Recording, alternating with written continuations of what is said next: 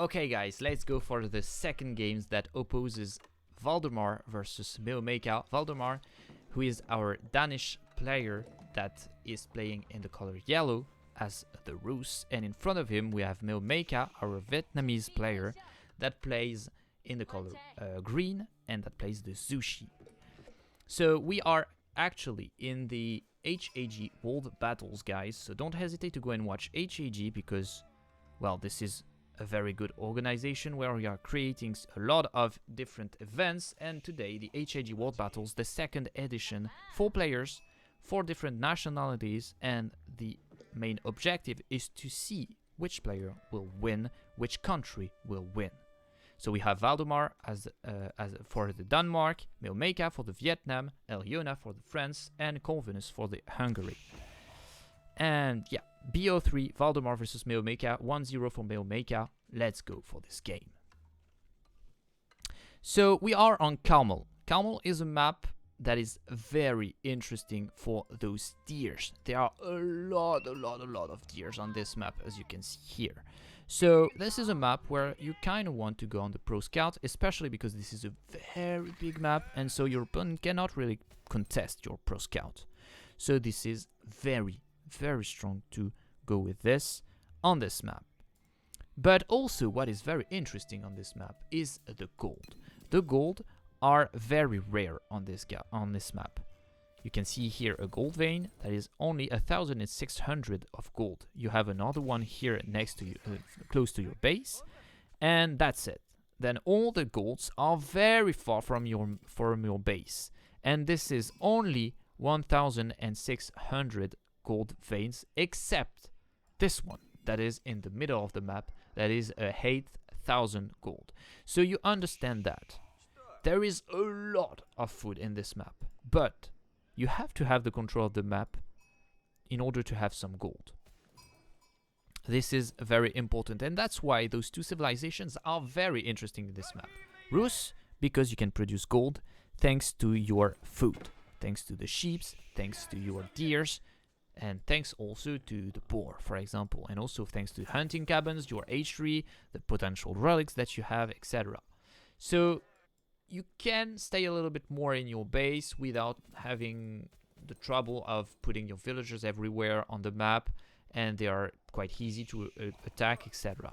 And Sushi is a very good civilization for the same idea, because you're gonna have the taxes, and so this is kind of cool because you don't want to have that much your villagers out on the map. But also that is very interesting is not only the taxes but also the fact that you can supervise buildings, and this stuff allows you to have 20% more resources, so you can gather more than 1,600 resources, 1,600 gold in each gold vein, but 20% more. So it will allow you to go out on the map like later. So this is kind of cool. Also the meditation garden here is quite amazing. You have 2 golds, like some berry bushes, and also like the stone here. Also, I didn't show any Byzantines in this map, but can it be interesting? It feels like no, because like Pro Scout is not for the Byzantines, and also like if you want to go out on the map at the beginning of the game, it's kind of difficult for this civilization because it's a lot of infantry units, except if you're going like for full cavalry on H3, but you're gonna have to have a lot of gold, and then you're gonna go out with your villagers, and your opponent can attack you. But it feels like the trade post is kind of a cool option for them, because you can have, for example, your royal knights inside of them. But yeah, you have also chances to do not have those royal knights, for example. And for example, you can have Zugunu, and this is okay, but this is not as strong. Valdemar takes his 3 scouts in order to see exactly what his opponent is doing, maybe stealing some deers, I don't know. We don't have any pro scout yet. Yeah, we have a pro scout from Valdemar, and we can produce, what is very strong with the Bruce is that you can produce your scouts directly from your hunting cabin, so you don't have to do a stable. to do your scouts. So this is very, very cool. We have Meomaika that doesn't care about the pro scout. His goal is to go fast H3. Very interesting build. I'm looking forward to see what happens with this. But if you don't have, I mean this is interesting because you are gonna have like heavy cavalry very fast, and maybe even some heavy like Palace Guard, because this is a quite fast unit that moves very fast on the map. So it can be interesting to have that. But what is kind of tricky is that you don't have any resources under your TC if you are going out of sheeps. But I have something to say also about this map, is that you have a lot of sheeps. You didn't sow that, maybe you didn't sow that, but there is a lot of sheeps on this map. So it's kind of interesting also to go fast H3 because you have enough to go fast H3 and then produce a lot of units. As you can see here, there is a lot of sheeps, and so he can produce like maybe like 10 to 20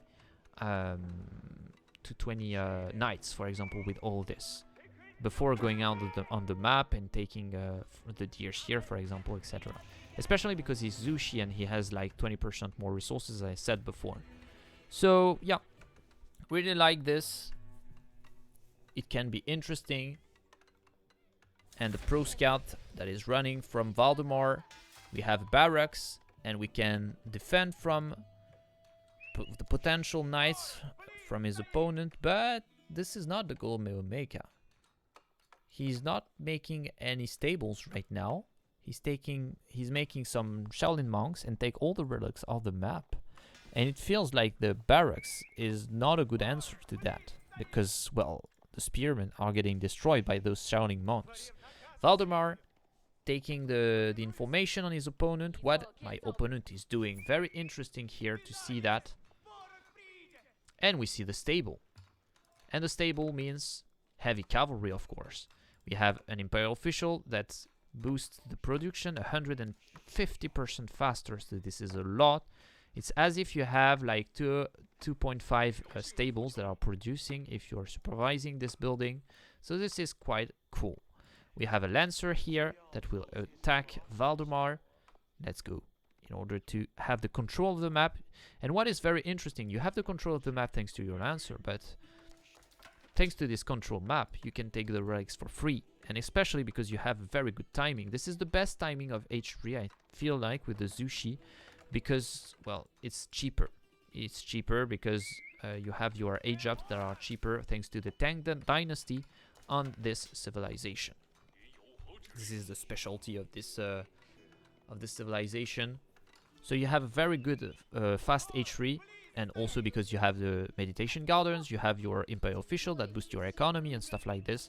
So you have a very good economy, and your age-ups are cheaper. So yeah, you can take all the relics of the map, put a little bit of pressure, avoiding scouts from pro scouting. Will it go down? Yeah, it will go down. 3 spearmen here to protect. Yeah, the heavy cavalry cannot deal with this. We have the high trade house here from Valdemar. And we're gonna do some archery range in order to do, I think, some horse archers that are very good to deal with those heavy knights.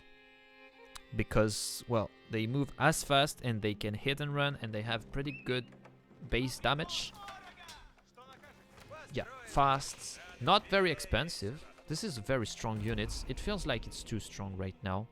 In my opinion, it's a little bit too strong, but I'm not the best player of this game, so maybe I'm wrong. But it feels like it's too mobile and doing too much damage at the same time.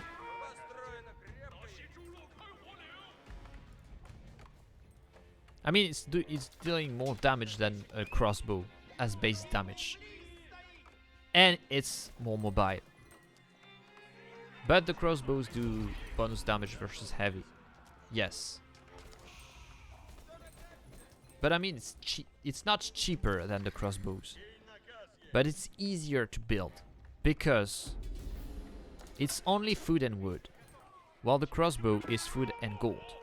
And with the Rus, you have a very good economy on wood and on food. Because the food you have bounty that provides you more gather rate on the food, and also this is a good civilization in order to pro scout and stuff like this. And also you have a bonus on the wood because you have 20% more wood if you do wooden fortress. So the economy of the Rus is very focused on the food and the wood. And so it's easier to do horse archers thanks to that. And it's a better unit. So it feels like a little bit broken to me. We have 5 relics. We have 5 relics here from Meomaika and also 2 sacred sites. This means a lot of passive gold. This means like 400 for the relics, plus 200 for the 2 sacred sites. So it means like 600 gold per minute. And this is very interesting on this map. As I said before, if you have a lot of gold, you don't have to go out on the map and take the golds of the map, and so you don't have to risk your villagers on the map. Very good combo here, the Zugunu and the Lancers. And we're gonna run here. We don't do a lot of damage to our opponent, but we have the timing to take all the relics, and that's what matters here. 5 relics, Azushi is very cool, but right now what is happening is that Meomaika doesn't have the professional scouts, so he doesn't have any deers under ATC compared to Valdemar that is very safe on his map. So right now what is very important is in this match is to have the control. Having the control of those deers, having the control of this food is very important for Meomaika. And what is important for Valdemar is to abuse his opponent on this, to aggress this position in order to avoid Meomaika from making food. And if Valdemar succeeds, then he wins. If he succeeds from attacking this position. But if Meomaika can protect this, he is winning because he has the late game thanks to his relics. So we have exactly what is happening in this game, and I love what Meomaika is doing. Like 2 outposts like this gives him a lot of vision. But also there is a sprinkle emplacement here, so it helps him defending this position. And what is very interesting with the Sushi is that his sprinkle emplacement is a little bit for free because he has this meditation garden. He didn't mine any stone in order to have it because it's just like 25 stone per minute thanks to his meditation garden that allowed him to have his sprinkle emplacement. And we can have a second one here pretty soon. We will take the board down. Okay.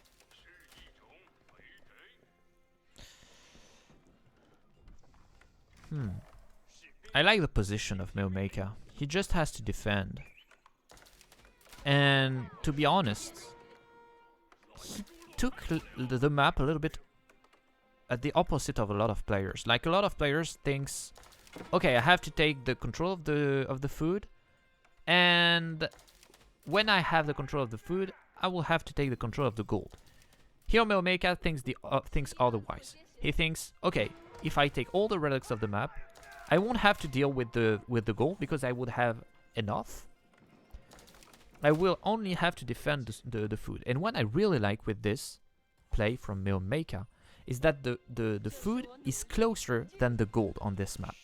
As you can see, well, it's not in his base, but it's pretty close to his base. Like all the food is pretty close. So it's easier to defend, especially with low mobility units as Zugunu. And if he had to defend, like for example the gold here, it's pretty far from his base, so it's pretty difficult to do so. And also it's closer to the base of his opponent because it's in the middle of the map. Here it's pretty far from Valdemar's base, so it gives Meomaika a little bit of more time also to defend here. Yeah, I really like the play. This is very interesting. It feels like Meomaika really thought about how to play this map, and this is very nice. And this is Mass Zugunu. I mean, there's only 2 Lancers, but Let's face it, this is just Zugunu. Like 72 of them. Like this is so much units. This is insane. And if he manages to go H4, he has a technology that will improve his Zugunu with making more damage. And they deal very, very well with those horse archers, of course, as you can see here. Taking the sacred sites again. Well, there is a lot of horse archers. And some horsemen in order to deal with those Zugunu. Will it be enough? Yes, of course. Because there is not a lot of Zugunu, but with all this army of Zugunu, I don't know if it's enough to have those horsemen. There is 11 spearmen. Yeah, because there were some lancers, so they were here to defend this. Okay, we activate the body of iron, and we take the sacred sites. Very nice from Meomaika. Whoa, it can tank a lot of arrows. This is insane. We're gonna take back those 2 sacred sites from Valdemar. Do we have a monastery? I don't think so. Yeah, we don't have it, so we will not be able to take those sacred sites. Army value is pretty healthy for Valdemar and pretty... Yeah, it's cool for Meomaika too. Yeah, this is quite the same.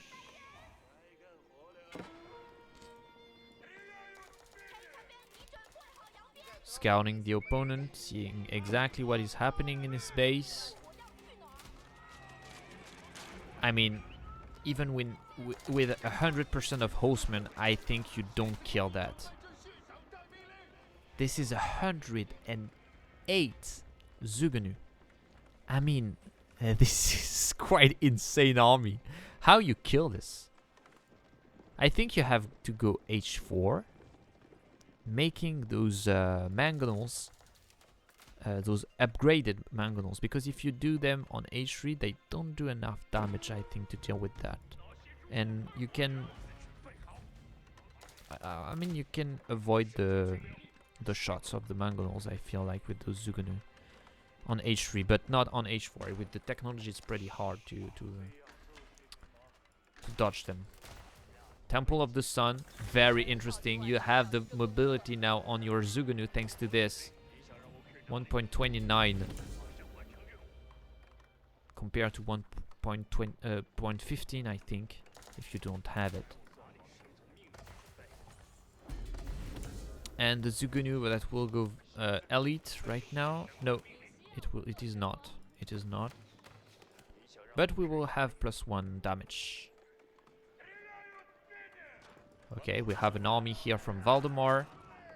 I really like this play from Meomaika. He's just waiting for the game to go on the late game. Valdemar is going also on H4. I don't know if Rus can deal with the... I mean, it's quite even, I think, in the late game, like Zushi versus Rus. But 5 relics. 5 relics is very strong. We have the elite on the Zugunu, sorry, and we also will have like the technology of the university, like to have the fire arrows. So we will have insane units right now. We have really good timing in order to push his opponent.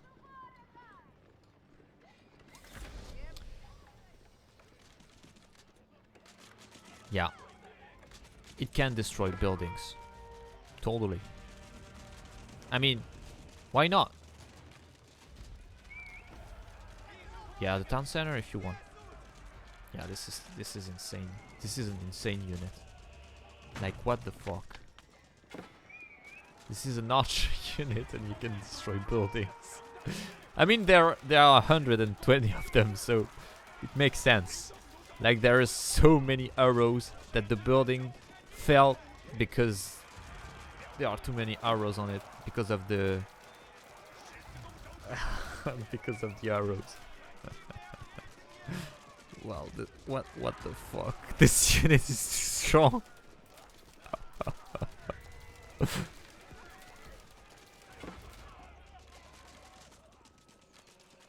Well, it was Elite Zugunu versus H3 units, to be fair. So it makes sense. Especially because it was in a little area where the Zugunu can all fire and, well, melee units cannot deal damage. Very good fight here. And yeah, the game is over. Meomaika is in the base of Valdemar. Idling 15 villagers, killing some others.